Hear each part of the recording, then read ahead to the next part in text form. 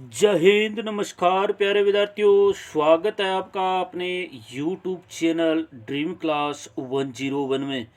तो प्यारे विद्यार्थियों, आज हम लेकर के आए हैं राजस्थान के जनरल नॉलेज विगत परीक्षाओं में पूछे गए महत्वपूर्ण प्रश्न। तो प्यारे विद्यार्थियों, आज की जो क्लास होने वाली है बहुत ही इम्पोर्टेंट क्लास होने वाली है। आज हम वो क्वेश्चन पढ़ने वाले हैं जो आपकी परीक्षा की दृष्टि से बहुत ही महत्वपूर्ण होने वाले हैं। BSTC exam 2024 model paper number super 8। तो प्यारे विद्यार्थियों, अभी तक हमने पीछे 8 मॉडल पेपर कवर करवा दिए हैं, 7 कवर करवा दिए हैं। आज जो मॉडल पेपर आपका 8 लेकर के आए हैं, बहुत ही इम्पोर्टेंट क्वेश्चन होने वाले हैं। आने वाली परीक्षा की दृष्टि से आज का जो मॉडल पेपर है 95% पर्सन है जीके के वो आने की संभावना है। तो फटाफट आज का जो वीडियो है उसको आप ज़्यादा से ज़्यादा बच्चों को शेयर करें। अभी तक आपने चैनल को सब्सक्राइब नहीं किया तो चैनल को फटाफट सब्सक्राइब कर दीजिए, वीडियो को लाइक और शेयर ज़रूर करें।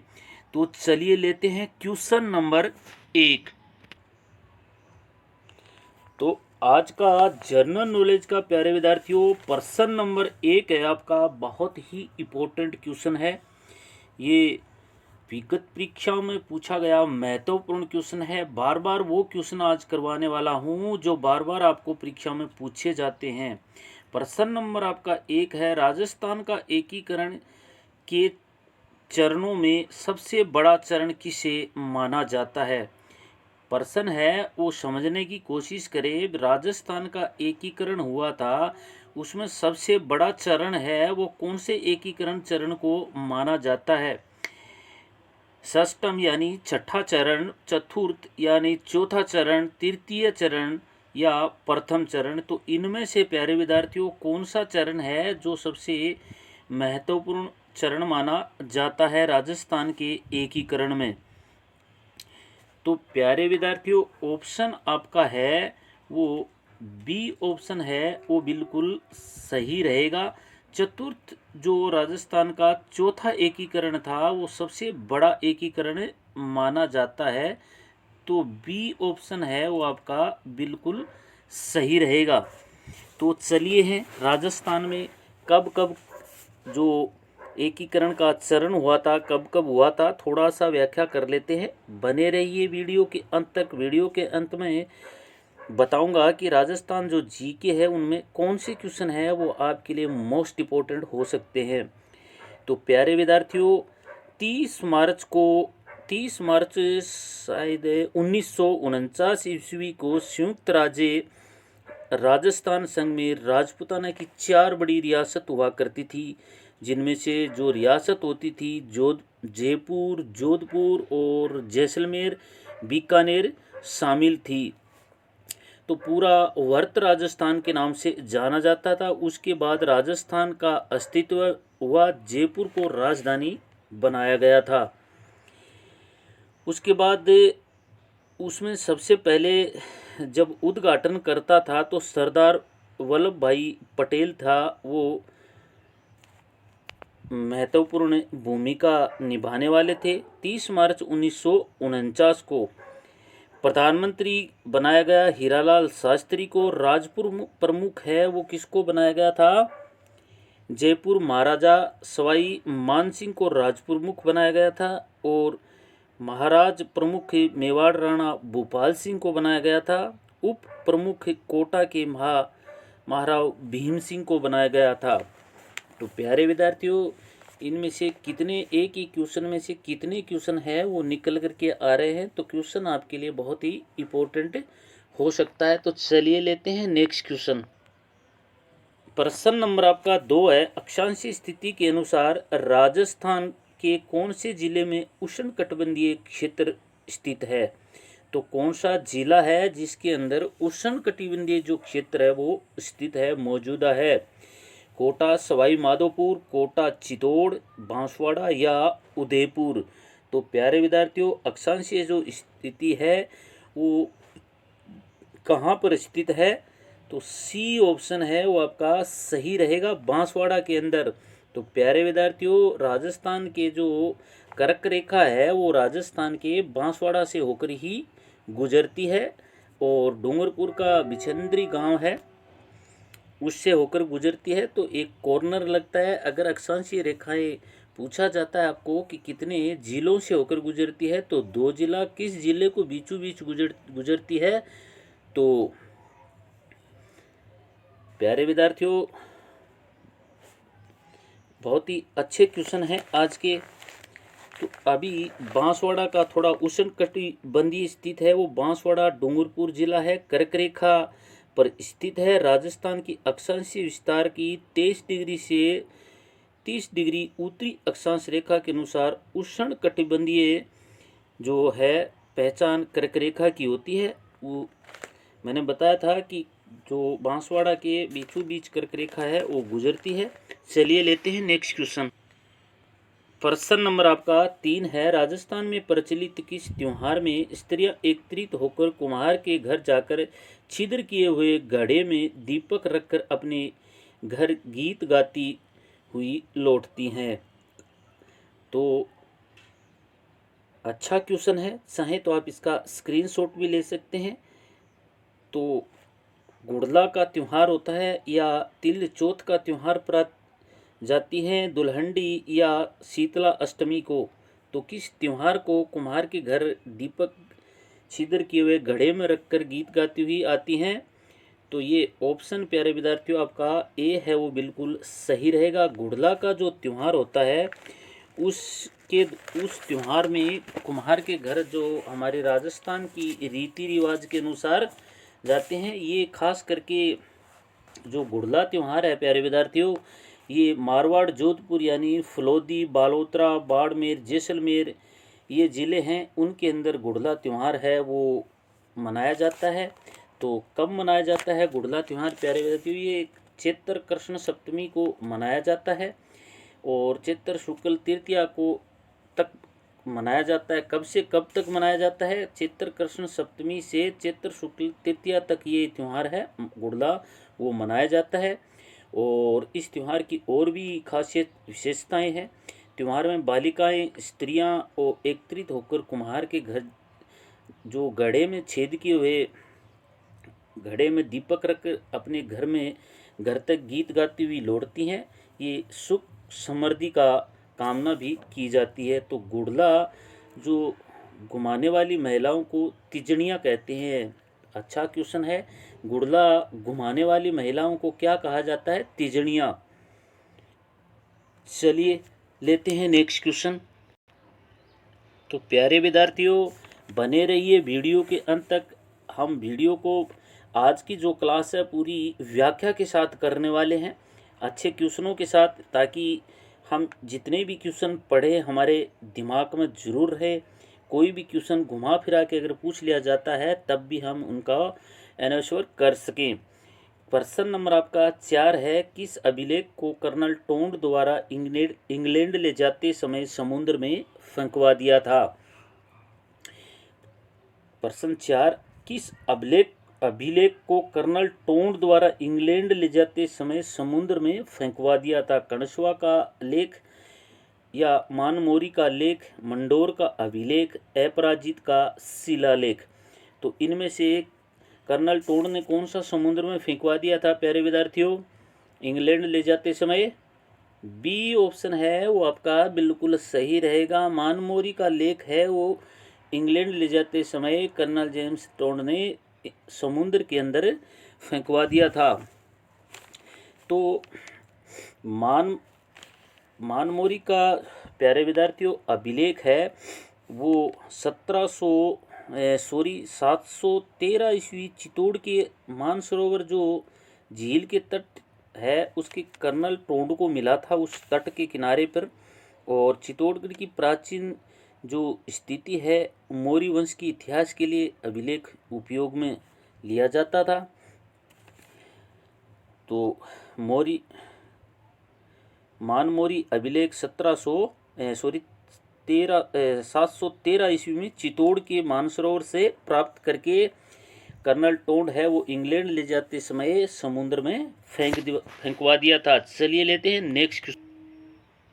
प्रश्न नंबर आपका 5 है, डूंगरपुर में प्रजामंडल की स्थापना किस की अध्यक्षता में हुई थी? डूंगरपुर में प्रजामंडल की स्थापना है वो किसकी अध्यक्षता में हुई थी? माणिक्यलाल शर्मा वर्मा, भोगीलाल पांड्या, हरिदेव जोशी या गौरीशंकर उपाध्याय? तो किसकी अध्यक्षता में हुई थी प्यारे विद्यार्थियों? बी ऑप्शन है वो आपका सही रहेगा। भोगीलाल जो पांड्या है उसकी अध्यक्षता में प्रजामंडल की स्थापना हुई थी। चलिए लेते हैं नेक्स्ट क्वेश्चन। प्रश्न नंबर आपका 6 है, राजस्थान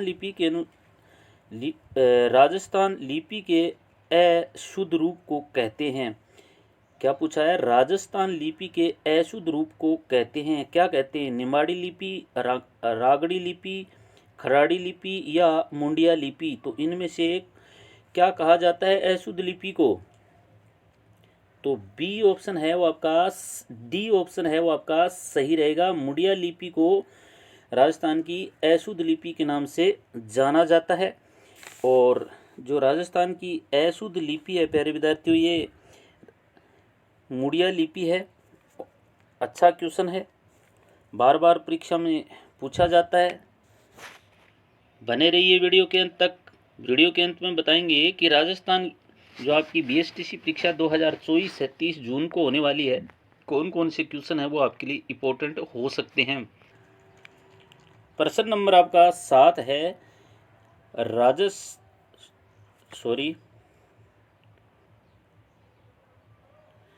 राजस्थानी वेशभूषा में वर वधू गठबंधन का वस्त्र क्या कहलाता है? जो राजस्थान वेशभूषा होती है उसमें वर वधू का जो गठबंधन का वस्त्र होता है उसको क्या कहते हैं? पटनी, ताखी, दौड़ या घटी?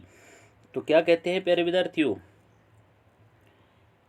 सी ऑप्शन आपका बिल्कुल सही रहेगा, दौड़ कहते हैं। राजस्थान पोशाक में वर वधू की पोशाक को दत्ती कहा जाता है और एक प्रकार का कपड़ा है जो ढकने में किया जाता है। तो कौन सी आपकी ऑप्शन सही रहेगा?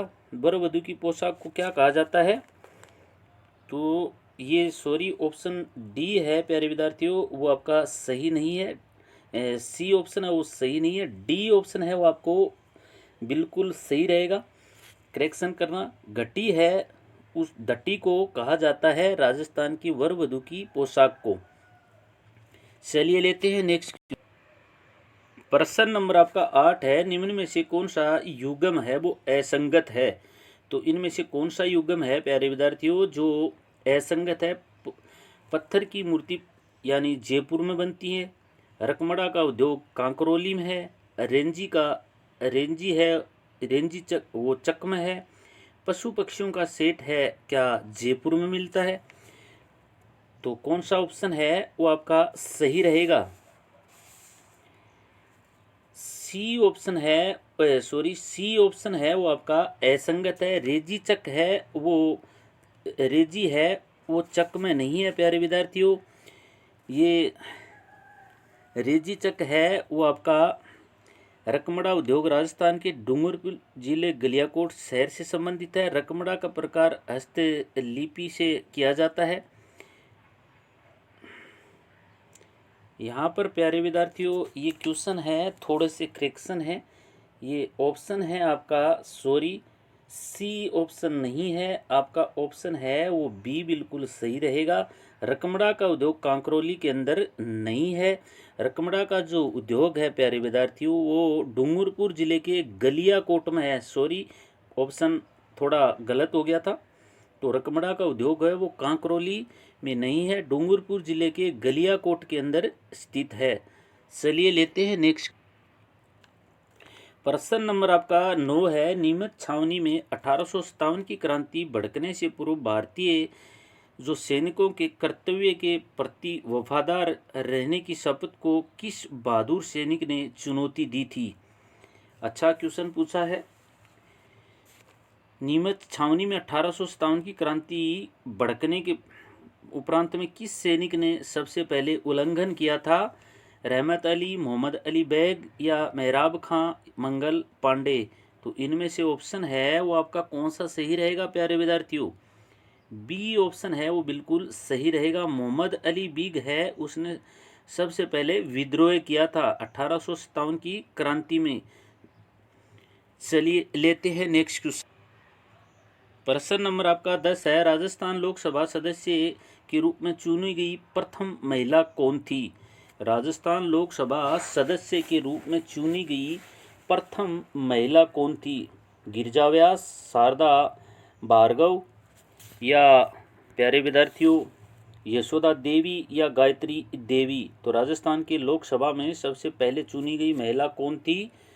ये डी ऑप्शन है वो आपका सही रहेगा, गायत्री देवी। गायत्री देवी को सबसे पहले राजस्थान लोकसभा में प्यारे विद्यार्थियों 1962 के अंदर लोकसभा चुनाव जयपुर से निर्वाचित क्षेत्र में भाग लिया था।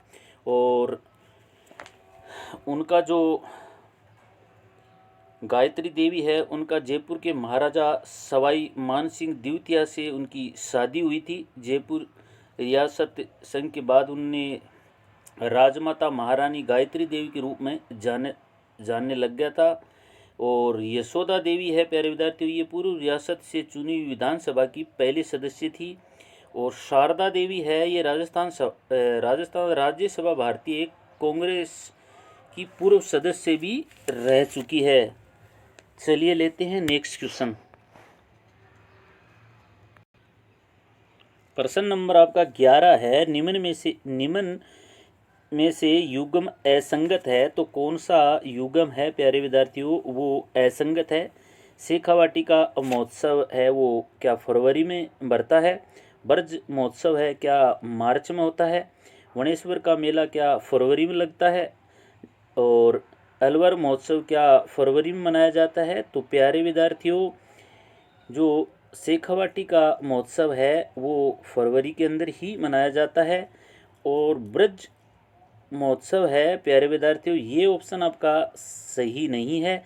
ब्रज जो महोत्सव है प्यारे विद्यार्थियों, ये फरवरी में नहीं मनाया जाता है। ब्रज महोत्सव कब मनाया जाता है? ये प्यारे विद्यार्थियों ब्रज महोत्सव है अक्टूबर नवंबर के अंदर मनाया जाता है। तो बी ऑप्शन है वो आपका सही रहेगा। चलिए लेते हैं नेक्स्ट क्वेश्चन। प्रश्न नंबर आपका 12 है, राजस्थान में राष्ट्रीय ग्रामीण रोजगार योजना का शुभारंभ कब हुआ था? राजस्थान में राष्ट्रीय ग्रामीण योजना का शुभारंभ है वो कब हुआ था? 15 नवंबर 2006, 2 अक्टूबर 2006, 2 फरवरी 2006 या 11 जनवरी 2007? तो इनमें से राजस्थान में ग्रामीण रोजगार योजना कब शुरू हुई थी प्यारे विद्यार्थियों? जो सी ऑप्शन है आपका सही रहेगा। 2 फरवरी 2006 को राष्ट्रीय ग्रामीण रोजगार जो योजना है उसकी गारंटी का शुभारंभ शुरू हुआ था। ये 2 फरवरी को हुआ था। इससे क्या होता है, राष्ट्रीय ग्रामीण योजना अधिनियम 2005 के तहत की गई थी। इस योजना से 100 दिन का जो रोजगार होता है वो ग्रामीण लोगों को मिलता है, जिसको नरेगा कहते हैं। चलिए लेते हैं नेक्स्ट। प्रश्न नंबर आपका 13 है, काली उपजाऊ मिट्टी मुख्यतः किस भौतिक विभाग की विशेषताएं हैं? काली जो उपजाऊ मिट्टी है वो किस भौतिक विभाग की विशेषता है प्यारे विद्यार्थियों? लूनी बेसिन, अरावली पहाड़ी प्रदेश, पूर्वी मैदानी क्षेत्र या दक्षिणी पूर्वी भाग? तो किस जगह की है जो काली उपजाऊ मिट्टी है, कौन से भाग की है? तो डी ऑप्शन है वो आपका सही रहेगा, दक्षिणी पूर्वी भाग की। दक्षिणी पूर्वी पठारी भाग में काली मिट्टी है प्यारे विद्यार्थियों वो मिलती है। तो दक्षिणी पूर्वी भाग किस जगह, कौन से जिले आते हैं उसमें? तो दक्षिणी पूर्वी भाग में प्यारे विद्यार्थियों कोटा है, बारा, झालावाड़ और ये चीका प्रधान दोमट मिट्टी वाला जो एरिया है। तो कौन कौन से जिले आते हैं दक्षिणी पठारी में? कोटा, बूंदी, बारा और झालावाड़। याद रखना, क्वेश्चन को कहीं से भी घुमा फिरा के पूछा जा सकता है। तो चलिए लेते हैं नेक्स्ट क्वेश्चन। प्रश्न नंबर आपका 14 है, राजस्थान में मानसून का जुआ किसे कहा जाता है? ये तो आपने बहुत बार पढ़ा होगा प्यारे विद्यार्थियों। राजस्थान में जो मानसून का जुआ है वो किससे कहा जाता है? कृषि को, व्यापार को, उद्योगों को या इनमें से कोई नहीं? तो किसको कहा जाता है? मानसून का जुआ। अगर मानसून नहीं हुई तो प्यारे विद्यार्थियों राजस्थान में खेती बहुत कम मात्रा में होती है, तो इसलिए राजस्थान में मानसून का जुआ है वो कृषि को कहा जाता है। चलिए लेते हैं नेक्स्ट क्वेश्चन। प्रश्न नंबर आपका 15 है, धौली गंगा परियोजना किस राज्य में स्थापित की गई है। ये इंडिया जीके का क्वेश्चन है प्यारे विद्यार्थियों। धौली गंगा परियोजना है वो किस राज्य में स्थापित की गई है, पंजाब, हरियाणा, उत्तराखंड या उत्तर प्रदेश। तो कौन से राज्य के अंदर है वो धौली गंगा है वो परियोजना स्थित की गई थी। तो सी ऑप्शन है वो आपका सही रहेगा। उत्तराखंड के अंदर है वो धौली गंगा परियोजना है वो स्थापित की गई थी। उत्तराखंड में कहाँ पर है ये, पिथौरागढ़ जिला पड़ता है, उसके अंदर जो धौली गंगा नदी है उसके ऊपर ये परियोजनाएं है वो स्थापित की गई थी। इसका जो फ़ायदा है वो किस किस राज्य को होता है, यूपी है, दिल्ली, हिमाचल प्रदेश, हरियाणा, जम्मू कश्मीर, पंजाब, राजस्थान, चंडीगढ़, इन जो राज्य है उनको इस धौली गंगा परियोजना से फ़ायदा मिलता है। चलिए लेते हैं नेक्स्ट क्वेश्चन। प्रश्न नंबर आपका 16 है, राजस्थान में किस स्थान पर चित्रित शैलश्रियों की खोज की गई थी। चित्रित जो शैलियाँ हैं श्रेणियों की, उनकी राजस्थान के किस जो भाग है, कौन सी जगह है वहाँ पर उनकी खोज की गई थी। ठीगिया, दर या भानगढ़, वीटानगर। तो इनमें से कहाँ पर की गई थी प्यारे विद्यार्थियों चित्रित रोग आश्रयों की खोज। तो बी ऑप्शन है वो आपका सही रहेगा। दर के अंदर है वो चित्रित सेल आश्रयों की है वो खोज की गई थी। ऑप्शन आपका बिल्कुल बी है, उसको लॉक किया जाए। बने रहिए वीडियो के अंत तक। वीडियो के अंत में बताऊंगा कि इनमें से कौन से जो क्वेश्चन हैं वो आपकी परीक्षा की दृष्टि से इम्पोर्टेंट हो सकता है, जो हर बार क्वेश्चन है वो परीक्षा में पूछा जाता है। चलिए लेते हैं नेक्स्ट क्वेश्चन, बने रहिए वीडियो के अंत तक। प्रश्न नंबर आपका 17 है, राज्य निर्वाचन आयोग द्वारा अक्टूबर 2019 में नगर निगम पार्षद के चुनाव हेतु अधिकतम चुनाव खर्चा सीमा कितनी निर्धारित की गई थी। यानी नगर निगम का जो चुनाव होता है उसमें जो एक कैंडिडेट जो खड़ा होता है वो कितने रुपए तक की राशि है वो खर्च कर सकता है। 1.5 लाख, 2.5 लाख, 3.6 लाख या 4.5 लाख। तो कितने रुपए तक की राशि है वो प्यारे विद्यार्थियों एक चुनाव आयोग के निगम का जो चुनाव होता है उसमें खर्च कर सकता है। 2.5 लाख यानी 2.5 लाख रुपए की राशि तक वो अपने चुनाव पर खर्चा कर सकता है। चलिए लेते हैं नेक्स्ट क्वेश्चन। प्रश्न नंबर आपका 18 है, राजस्थान का कौन सा राष्ट्रीय उद्यान प्रवासी पक्षी साइबेरियन क्रेन के लिए जाना जाता है। तो राजस्थान का कौन सा राष्ट्रीय उद्यान है जो साइबेरियन क्रेन के जो पक्षी होते हैं उनके लिए प्रसिद्ध है। ऑप्शन ए है आपका केवलादेव राष्ट्रीय उद्यान, बी रणथंबोर राष्ट्रीय उद्यान, सी सरिस्का राष्ट्रीय उद्यान या सज्जनगढ़ राष्ट्रीय उद्यान। तो इनमें से कौन सा है प्यारे विद्यार्थियों जो राष्ट्रीय साइबेरियन जो पक्षी होते हैं उनके लिए प्रसिद्ध है। तो ए ऑप्शन आपका सही रहेगा। केवलादेव जो राष्ट्रीय उद्यान है वो साइबेरियन क्रेन पक्षी के लिए प्रसिद्ध है। केवलादेव राष्ट्रीय उद्यान है ये कहाँ पर पड़ता है प्यारे विद्यार्थियों, तो भरतपुर के अंदर पड़ता है। केवलादेव जो अभ्यारण्य है वो भरतपुर के अंदर पड़ता है। इसको पक्षी विहार के नाम से भी जाना जाता है। और थोड़ा सा और बता देता हूँ, उसकी स्थापना है वो 10 मार्च 1982 को राष्ट्रीय उद्यान घोषित किया गया था। तो जो मुख्यतः इसमें साइबेरियन जो पक्षी होते हैं उनका सार्स भी माना जाता है। ये उद्यान 375 से अधिक प्रजातियों का बसेरा है। इसमें उद्यान में लगभग कितनी प्रजातियां रहती हैं प्यारे विद्यार्थियों, तो 375 से ऊपर जो प्रजातियां हैं वो पाई जाती है। चलिए लेते हैं नेक्स्ट क्वेश्चन। प्रश्न नंबर आपका 19 है, जयपुर मेट्रो की ट्रैक गेज कितनी है, यानी जयपुर मेट्रो की जो ट्रेन चलती है उसका जो पटरी है वो कितने गेज की है, कितने गेज की बनी हुई है, उसके ऊपर मेट्रो चलती है। तो 1485 मिमी, 1335 मिमी या 1435 मिमी, 1580 मिमी, तो कितने गेज की है प्यारे विद्यार्थियों? तो सी ऑप्शन है वो आपका सही रहेगा, 1425 मिमी की है वो बनी हुई है। जयपुर मेट्रो ट्रेन का प्रथम फेज है वो मानसरोवर चांदपोल तक था। इसका उद्घाटन है कब हुआ था जयपुर के अंदर? 3 जून 2015 के अंदर मेट्रो ट्रेन का उद्घाटन हुआ था। किसने किया था? मुख्यमंत्री उस समय वसुंधरा राजे सिंधिया थी, उन्होंने किया था। और भारत की छठी मेट्रो रेल प्रणाली है वो जयपुर के अंदर स्थित की गई थी, याद रखना। चलिए लेते हैं नेक्स्ट क्वेश्चन। प्रश्न नंबर आपका 20 है। राजस्थान सरकार की नवीनतम जनसंख्या नीति की घोषणा है वो कब की गई थी? कब की गई थी प्यारे विद्यार्थियों? 20 मार्च 2021 को, या 20 जनवरी 2020 को, 20 मार्च 2021 को, 20 मार्च 2020 को।